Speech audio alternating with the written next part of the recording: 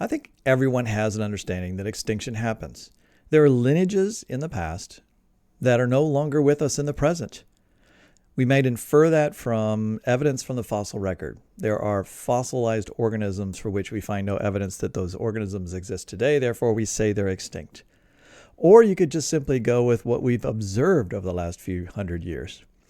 Dodo birds or moa birds from New Zealand that we know existed at one time, but we don't have any evidence still persist to today, and so we say they have gone extinct. Now, the Young Earth Creationist organization Answers in Genesis, I know they believe that organisms go extinct, that entire lineages go extinct. For example, they list all the pterosaurs and a variety of different kinds of pterosaurs that they believe were on Noah's Ark just 4,500 years ago.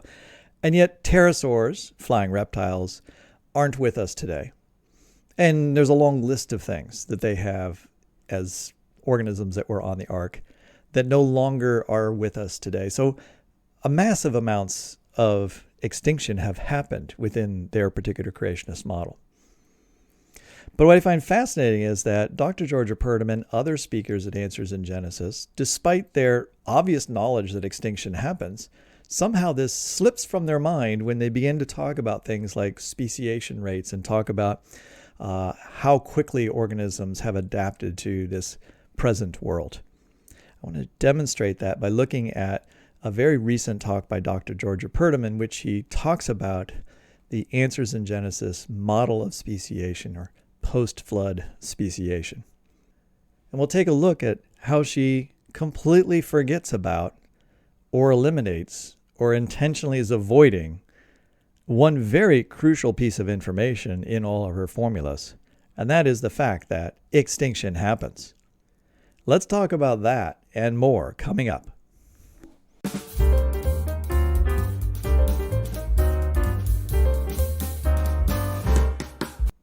So in the last day or two, I was doing a search for Nathaniel Jeanson. That's Dr. Nathaniel Jeanson of the Young Earth Apologetics Ministry, Answers in Genesis. And I stumbled upon a video that was from a Swedish group. And it was a recording of a talk given by Dr. Georgia Purdom, who is Nathaniel Jeanson's colleague at Answers in Genesis. And she was there with several other people from Answers in Genesis in Sweden giving talks for a creation conference there. I'll say a little bit more about that sort of later in this video. And her topic was, where did all the animals come from? Understanding animal kinds and speciation. And she's giving a very large, broad brush sort of history of creationism and the viewpoint of young earth creationists on where did all the animals come? Where does the diversity of life come from? So how do we understand animal kinds? What is a kind? And then how do they speciate? And what caught my eye as I was scrolling through this video was that Georgia Purdom starts talking about me, because she starts talking about a professor and how he doesn't like Answers in Genesis and calls them hyper-evolutionists, which is a term that I have used about Answers in Genesis, claiming that I say that they believe in more evolution or more rapid evolution than any evolutionary biologist could ever dream of. And she proceeds to try to reject or refute that particular idea. That actually Answers in Genesis believes in an appropriate amount of speciation that is observed in the world around us, and it's evolutionists that are really the ones that have the problem because speciation doesn't actually happen fast enough. At least that's in her mind. Well, where did she get these ideas about speciation rate? How does she calculate those speciation rates? That's what we're here to look at. All right, that's the key thing that we're going to address. But to get a feel for what is involved in figuring out a speciation rate, like how quickly are new species forming? Yes, creationists believe that, your young earth creationists believe that new species are forming over time from the original created kinds. And so they might not use the word speciation. Sometimes you might hear the word diversification. And so she had a slide early on in her talk in which she's talking about what are the total numbers of kinds of animals, types of animals that God had created that were preserved on the ark. And so here you see 468 mammals, kinds. So 468 kinds. That means there was 468 different kinds of mammals that God created in their estimation. And there's a list on a wall at the Ark Encounter, and I'm going to show you a picture of that in a moment. And those 468 mammals, most of them came in pairs. So 2 types of dogs, 2 types of cats, and so forth, 2 bears. And so 468 total kinds. And from that, we have all the different species that are alive today. And so that's why Answers in Genesis has to believe that speciation happens, that those initial kinds are able to radiate into a multitude of different present day species. And then there's other numbers here too, but let's just focus on the mammals because she's going to focus on the mammals. She proceeds to talk about, well, how could that happen? What is the creationist model? Now, when she says, here is the creationist model, and she very much doesn't say it exactly like that. She says that Nathaniel Jeanson at Answers in Genesis has developed a creationist model, which kind of default becomes the primary creationist model out there, called created heterozygosity in natural processes, or CHNP. And the idea is that God created genetic diversity or differences in the original kind. So that's the created heterozygosity portion of this. And then allowed natural processes to then take those original kinds and sculpt them or allow them to adapt, allow them to diversify or speciate into the number of different species that we see today within each one of those kinds. So if there's 50 different species that are all descendants of that particular kind, then that's where did the diversity come from in all those species? Well, it was all originally contained in the original kind. That's the idea here. So that's original created diversity. And then, by what mechanism do these species then form? How does diversification happen? Or I think better put, how do organisms adapt to their environment and change in different environments? Well, Nathaniel Jeanson and Georgia Purdom would say that this happened by natural processes. In other words, natural selection, mutations, genetic drift, migration, etc. I'd be interested in what she means by etc., what she'd categorize that as. But those 4 things you're seeing there are sort of the classic 4 different mechanisms of how evolution proceeds, right? The mechanisms of evolution. So given these processes occurring over time now, so you have original creation, instantaneous presumably, and then you have time, and under the guidance of time, you have natural processes occurring, resulting in, or the combination resulted in, all species and breeds of organisms past and present. Note the word there, past and present. All organisms or species past and present, because she seems to forget about the past a little bit, a few minutes later in her talk. All right, now she's referring to me when she begins to talk about the rate of speciation. She's saying there are critics out there that say that that Answers in Genesis believes that species, are popping up or radiating at rates that are far, far quicker than we would expect. All right, or that we would predict. And then she actually quotes one of my blog posts. And she doesn't quote my paper. I'm just showing you that my paper is essentially effectively the same argument that she's arguing against. My paper here, Descent with Modification, How Post-Creationists Claim of Hyper-Rapid Speciation Opposes, all right, because she is opposing evolution, and she makes it very clear she doesn't believe this is evolution, that none of this is evolution. This is all microevolution. And she defines that away as something that is just natural processes that occur. And so speciation happens, and all that isn't evolution. And so she is opposing evolution, or saying we don't believe in evolution. And yet I would claim here she's actually embracing evolutionary theory, or at least large portions of it. Certainly all the mechanisms of evolutionary theory are being proposed and supported by Answers in Genesis. However, it doesn't really work because those mechanisms can't really produce the type of speciation rates that she would expect to see or would need to see, or that Answers in Genesis needs to have in order to create all the different species from just a few species that were on the Ark. All right, so let's just get right to it. I want to keep this kind of short. We're going to get right to the nub of the issue. The thing that is, to me, shocking. I waited an extra day before making this video because I thought, surely I'm missing something here. Maybe it's just, this isn't clear to me. Maybe she really, I went and watched the video again just to make sure I didn't miss something that she said. Let's just get right down to the important slide. Rates of speciation. Let's just get right to the main slide, the rates of speciation, because that's the whole reason I'm making this video. I was just so amazed to see this again. This isn't the first time I've seen this, but to see her say it so recently, and then after having quoted my blog post, which is actually criticizing the very thing I'm going to say in just a few minutes here about what's wrong with this. And then I would hope that she's read my paper, because that is that's the peer-reviewed version of my blog post. And in there, I speak directly to this particular problem with the young earth creationist argument.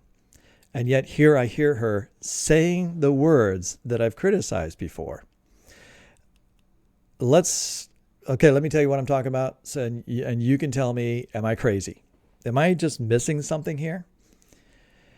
The CHNP model of speciation is reasonable. Why does Dr. Jordan Purdom think it's reasonable? She thinks it's reasonable because it kicks out a rate of speciation that, in her mind, fits observations of the world today. So here's how it goes. She says, look, there's 5,416 living mammal species. All right, there's lots of estimates for how many living animal species. Let's not quibble with that. Somewhere between 5,000 and 6,500 probably. So what she says is, look, there's that many different mammal species. If we divide by 4,500 years, since that's when the flood was, all right, then we get a speciation rate of 1.2 species per year. So in the creationist model, we only need to have 1.2 new species per year show up in order for us to go from Noah's flood, where we didn't have many species, to 5,416 living mammal species. Great. That doesn't sound all that bad, especially since she gives some examples of how, like, over the last 40 years, we've observed some changes in some lizards and a few other things that suggest that maybe they're becoming different species. And she shows the example of the two birds on the Galapagos Island that within just a few generations became technically a new species because of their inability to hybridize. And so that is speciation over a very short period of time, over like a 1 year period of time. And so there you go. There's a new species in 1 year, and all we have to do is have one of those happening all around the world, somewhere in the world each year, and we would get the speciation rate we need in order to explain how we'd go from the past to the present. Does anyone see a problem here? Does anyone see what I'm seeing here? I see a couple things. One is she just straight up took 5,416 living mammal species and divided by 4,500 years. That to me suggests that she's, if I were to interpret this, okay, and I know that she doesn't believe this, but the way I'd have to interpret that is, that does come out to 1.2. That's assuming that you started with one species on Noah's Ark, and you wanted to make the 5,400 species that are alive today. At 1.2 species per year, that one species becomes another species the next year, and then maybe becomes 3 species 2 years later, and then becomes 5 species another year and a half later, or something. Right? They're progressively having more species.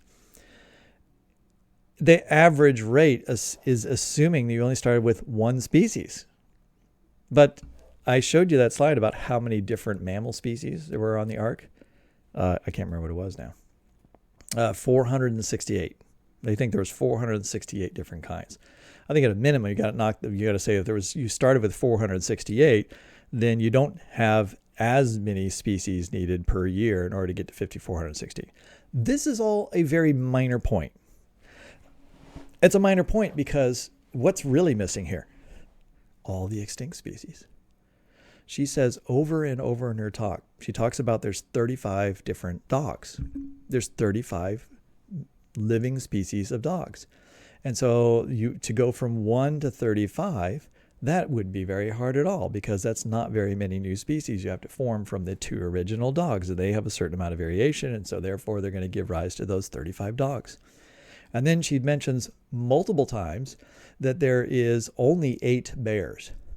And so only 8 bears, you only have to have a new bear species form, every 500 years, right? Only every 500 years.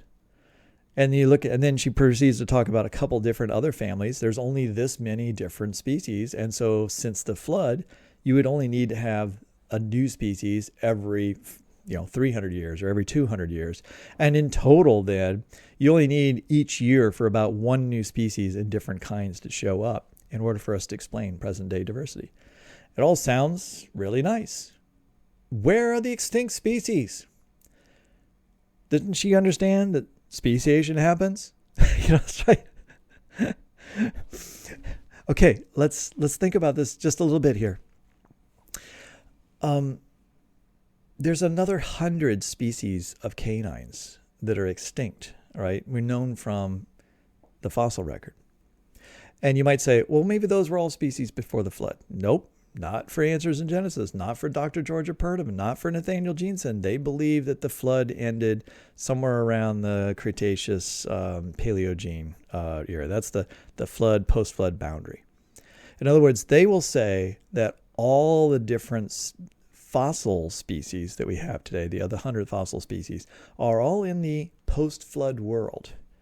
They're all the descendants of dogs, the 2 original canines that got off the Ark, began to speciate, and then left their remains to be fossilized in the post-flood world, but then went extinct. So you can't do a speciation rate based on solely looking at the organisms that are alive today, going back to some point in time and saying, well, okay, here's their ancestor, here's what's alive today, so here's what the speciation rate is for that family. Or here, in this case, here's what the speciation rate is for the entire group of mammals. It's 1.2 species per year. For rhinos, there's only 2 species of rhinos alive today, right? So the speciation rate, the way Georgia Purdom would calculate it is, you had 1 on the Ark, you have 2 today. So the speciation rate is only 1 every 2,000 years, right? So that seems perfectly reasonable in our mind. Actually, that's still that would be considered quite a fast rate for most evolutionary processes to occur to create the differences you have between something like 2 rhinos. But there's 150. Well, let's be conservative. Let's say there's 100 other rhinos in the fossil record. So the speciation rate isn't 1 every 500 years, right? It's 4,500 divided by 100. And there are other much, much more speciose families of mammals, especially when you consider the fossils. In fact, I'll say that typically there's going to be somewhere between 3 to 10, I'll say even up to 20 times as many fossil species of mammals as there are present-day species of mammals, right? And all of those have to be accommodated in your overall speciation rate if you want to understand how quickly things had to have speciated from Noah's Ark to present day. You can argue that speciation rate was different over time. But if you're going to take an average, your average still was going to have to include the extinction somehow. Otherwise, you could only say this is the average for living species. And that's not a very meaningful number. For example, here she says, well, what's the evolutionary, model? And you see the contrast? She's trying to show her audience, we believe that 1 species per year of all mammals A new mammal is forming about every year. But what about the evolutionary biologists? They're saying, well, look, there's only 5,400 living species of mammals. And presumably the very first mammals appeared about 100 million years ago. And so if you divide 5,400 by 100 million, then what is the speciation rate to get us to where we are today? It's 0.00054 species per year, right? Or only one new species every 18,518 years. And so then she goes back into, well, look, we can actually see speciation happening around us. That's a completely unreasonable value. Now, I would say there aren't since 100 million years ago, there aren't only 5,400 species that have formed, right? So you cannot do this kind of, calculation and say that there's only been one new species every 18,000 years. You'd have to accommodate all the different extinct species if you know how many actual new species were formed over that 100 million years. Now, that's a very difficult number to know, but I would say from just what we have from paleontological studies, there's going to be, let's just say 100,000 different mammals have lived at one time or another, right? The vast majority of mammal species are extinct, the vast majority. And so I think a very conservative number would be to say 100,000. Now, if you divide 100,000 by 100 million, then what you're looking at is one new species about every 1,000 years. I'd say that's a pretty darn reasonable number. That even seems kind of like a lot to me.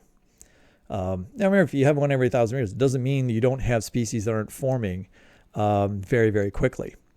And another issue that I think Georgia Purdom just hasn't thought through is the fact that a lot of new species don't survive very long. Some of the new species that she actually references, they may only survive for 10 years, 100 years, or maybe 200 years before they're extinct. They're outcompeted by something else. Natural disaster happens. There's small numbers of them as they're new species. And so if we were to talk about how many new species have actually formed, over time, and we included all the species in which you had two animals, or you had a group of animals that got, that again, defining species is really hard, but we'll just say that had enough differences that most of us would recognize as a new species. But they're on like some little tiny island, right? That's where most of that will happen, is in isolated locations. And then, the island is destroyed by a hurricane or goes below the ocean, or, lots of different species are going to go extinct. We don't really even consider that as kind of part of the extinction rate in most calculations, because we're never going to see that, right? They never got fossilized. We'll never have any evidence of those. And even some species, which there's many of, we'll never have evidence of. So when I say 100,000, I'm using an extremely low number. Right? If you included all the things you would possibly include as a species and their lifespans, of which their lifespan can be very short or tens of thousands of years, if not some species lasting a million years. I think most paleontologists, when they look at the fossil record and they do all their calculations of how long do you see the same kind of thing looking the same or similar enough that you call it the same species, they come to a general, like, how long does a typical species live? And the number you'll hear is a typical species has a lifespan of about 1 million years, right? In about 1 million years, it's going to have changed enough that you're not going to recognize it as the same species, right? Some species are going to live longer than that. Many, many, many, many are going to live a much shorter lifespan than that. So 1 in 1,000 years is not a crazy sounding number at all. Now, she's making it seem really dramatic because it's like, well, evolutionary biologists are only saying that 0.000054 species per year are being produced. How can you make that number up if you're using just living species today? We have such a small fraction of the actual species that have ever existed. Using that number is a meaningless value. These aren't comparable numbers. So let's go back and look at, this is from the Ark Encounter. And here we have the mammals. They say there's 2 of each of these kind on the Ark. And so this is the display that they have on the Ark Encounter to help you identify all the different groups of things that were represented on the Ark. And these are all, every one of these words here is a different family name, all right, a scientific family name. So each one of these families presumably represents a whole bunch of what were species, I guess, before the flood. And most of these, represent families that also existed after the flood. I mean, they all existed through the flood because they're saying 2 of them at least were on the ark. Every one of these is extinct. Every one of these is extinct. Let's go up to the top of the list. Every single one of these is extinct. These are entire families. Oh, to put it another way, entire kinds. God created whatever this word is here, created that kind. Right? And right here, I don't know what that word is right there, but that represents a particular family. That's a kind. There, interesting in saying that is a kind of organism that God created. And then there were 2 representatives on the ark, but they are extinct today. So between 4,500 years ago and now they went extinct.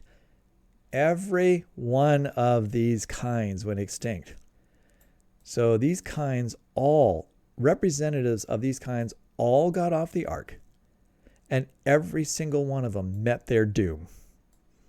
Either right away after getting off the ark or some period afterwards. Now, what's really remarkable about all these groups is many of these are extinct families of mammals for which we have many known species.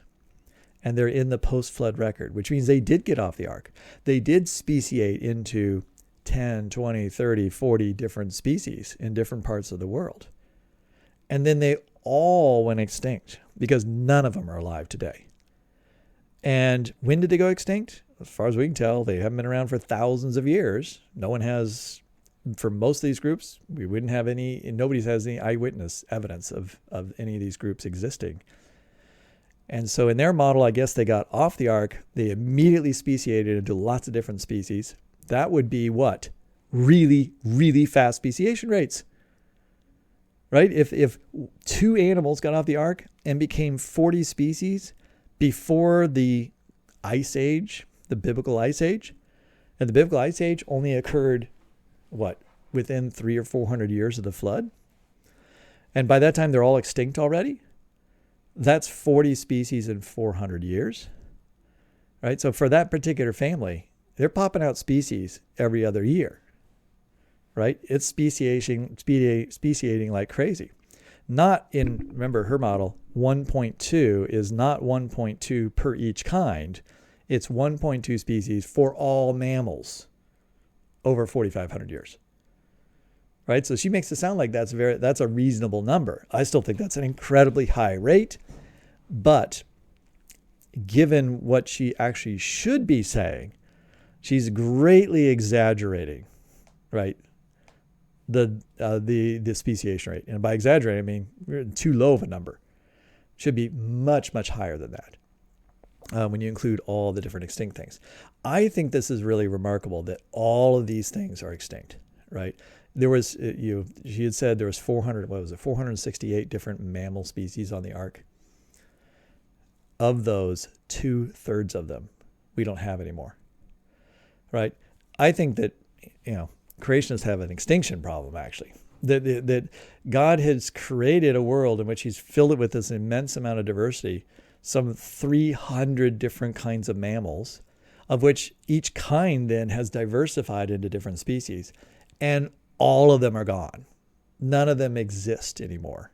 That's a massive, massive extinction problem, right? And so all that's living are just these groups here. Right? These are like felines, canines, the bears, so forth.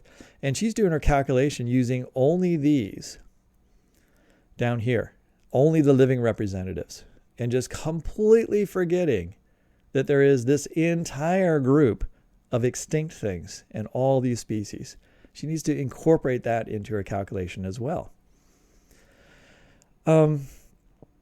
So this is just... I don't know how to react to this. I'm obviously a little bit upset about it. I'm not upset about her talking about me. That's no problem at all. But she talks about how I'm saying that they believe in hyper-speciation or hyper-evolution.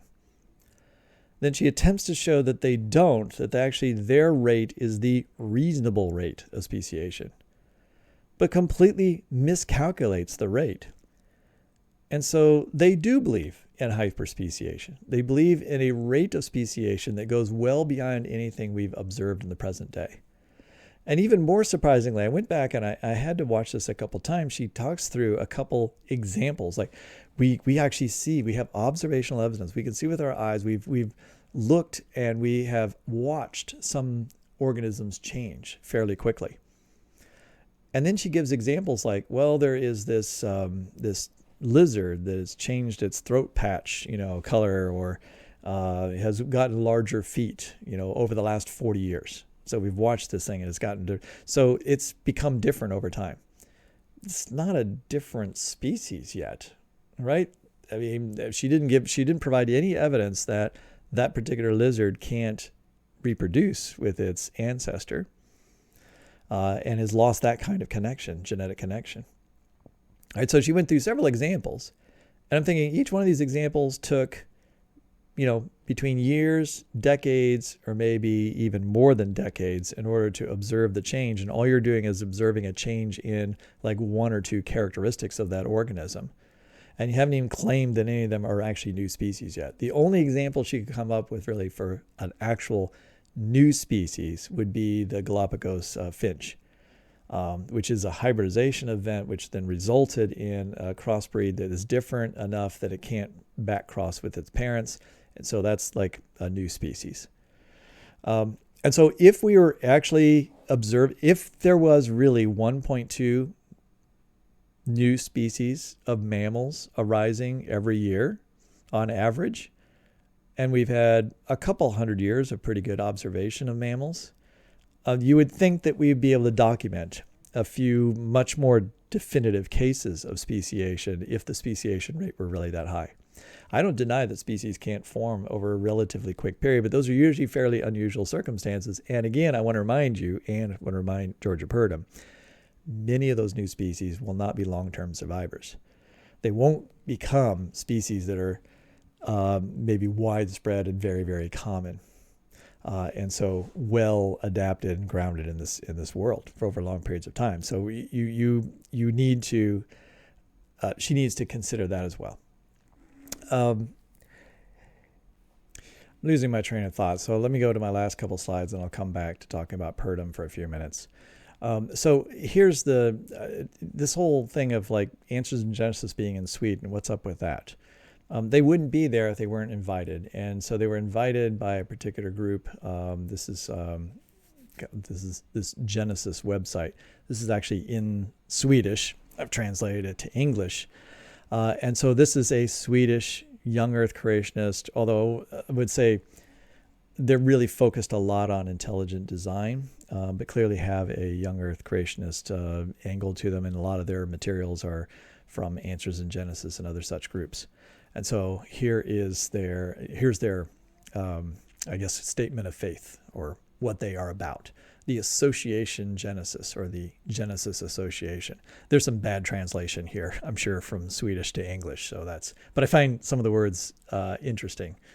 The Association Genesis, science, origin, and belief in creation is an all Christian ideal association with the biblical fundamental Christian truths as the basis of faith, and aims to support, spread, and defend the biblical belief in creation. For this purpose, the association receives and manages gifts and donations, collects membership fees, and so forth. So there's an organization in Sweden that is supportive of creationism. And as we'll see, they believe that Scripture is fully inspired, include everything about creation and the Creator's intention with his creation. They believe that the book of Genesis gives a true description of what happened at the beginning. All of this is very Answers in Genesis-like, but I found this more interesting. So here are the association's activities and purposes. The association's activities are based on the declaration of faith and shall guard against and promote the belief in biblical creation, and to this end reject the doctrine of development, show that the doctrine of evolution is incompatible with the statements of Scripture about creation and the history of creation, stimulate critical examination of the theory, and develop its hypotheses, spread both scientifically and biblically based criticism of the theory of development, and I guess the word development there would be equivalent to evolution, and draw attention to harmful consequences of this theory. Section 3 down there. The association must also work to ensure the alternative of creation as an explanation for existence will be discussed in school and society. This is very much like the original Institute for Creation Research, which was very much into pushing things into schools and so forth. And so here you have a group in Sweden that is actively promoting these things. Now, this is a very, very small group. Creationism doesn't have a very strong foothold in Sweden. If you look at the various polls, it's a very small minority, although they just brought a new prime minister in that apparently has some young earth creationist leanings, although not been a lot of talk about that lately. So interesting that you have members of Answers in Genesis flying all the way out there to support this Swedish group. Back to Georgia Purdom. I've thought about what I want to say about Dr. Georgia Purdom and my kind of like, what's my gut reaction to these types of talks where she begins to explore, trying to explain and try to defend the view of Answers in Genesis against opposing views. And I just don't understand how Georgia Purdom can stand there and say half the things that she says. I said I have two other slides from her talk that deserve an entire video to themselves. They're just amaze me so much, and they repeat something that Ken Ham has repeated over and over again. But she, as a geneticist, should know better. Wow,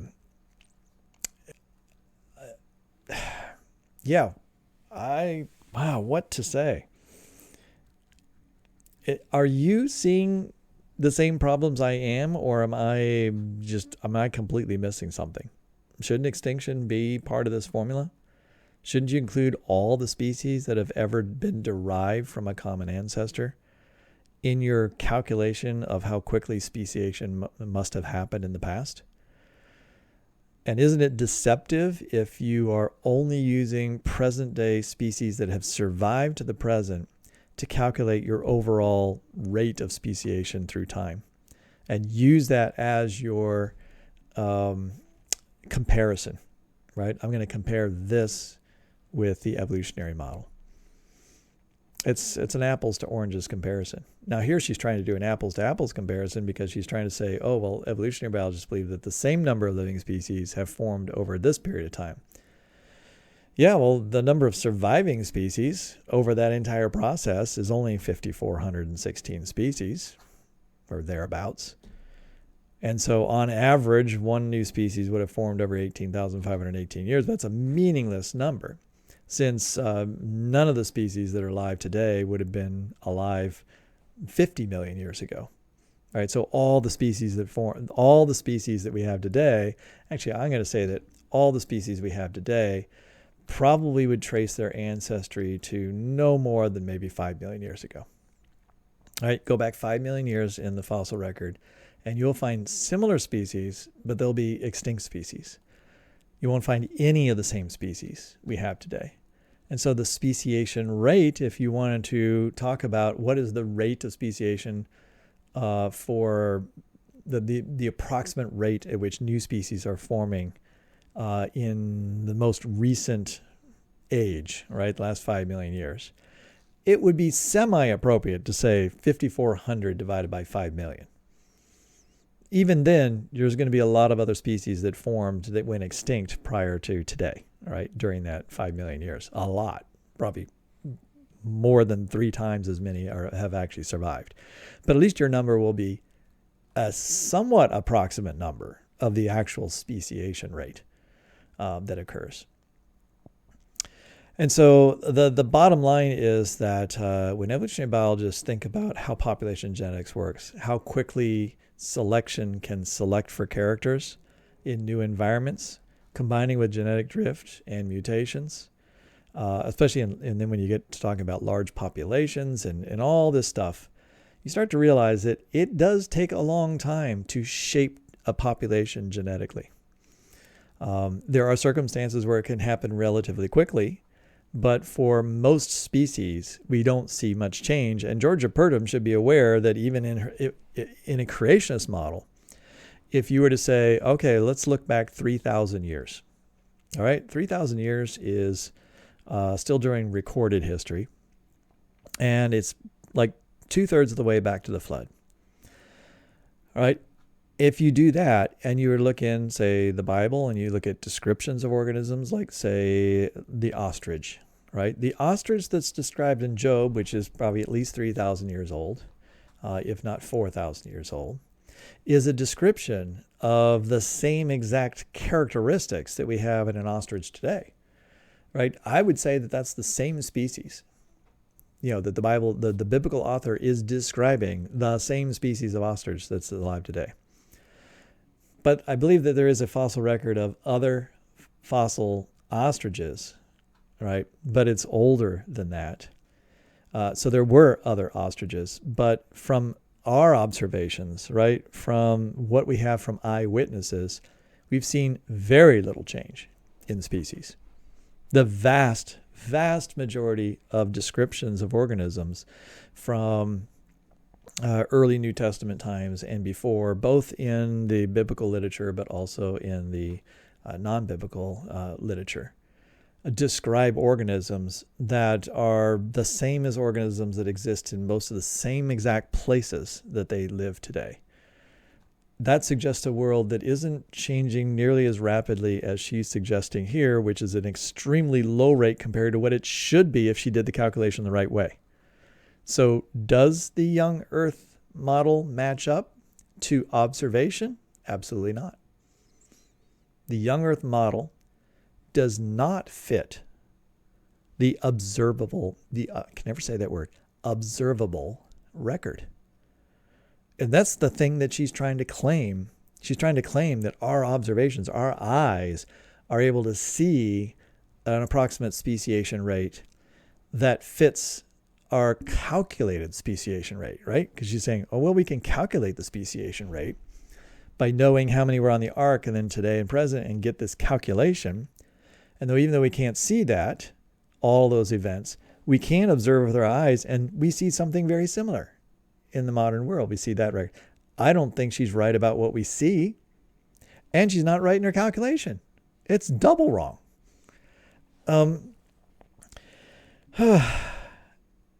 Yeah, all right, that's it. I don't know where else to go from this. I'm just really, it's frustrating because you kind of explain this over and over and over again, and I'm not the only one that explains. There's plenty of other people who have tried to explain this, and they just pull out the same slides and give the same talk, and it's as if they're just completely unaware of the fact that their numbers don't make any sense.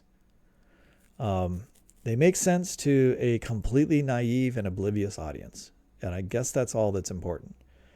That's the way it appears, and that may sound cynical, but Georgia Purdom has made me cynical by simply never adapting, right? She has never adapted to new information and never fixed any of this information in these talks. All right, let's quit there. Thanks. I'm Joel Duff, and I talk all things creation science, and then just cool science stuff, and toss in a little theology here and there too. Thanks for listening. We'll talk to you later. Bye-bye.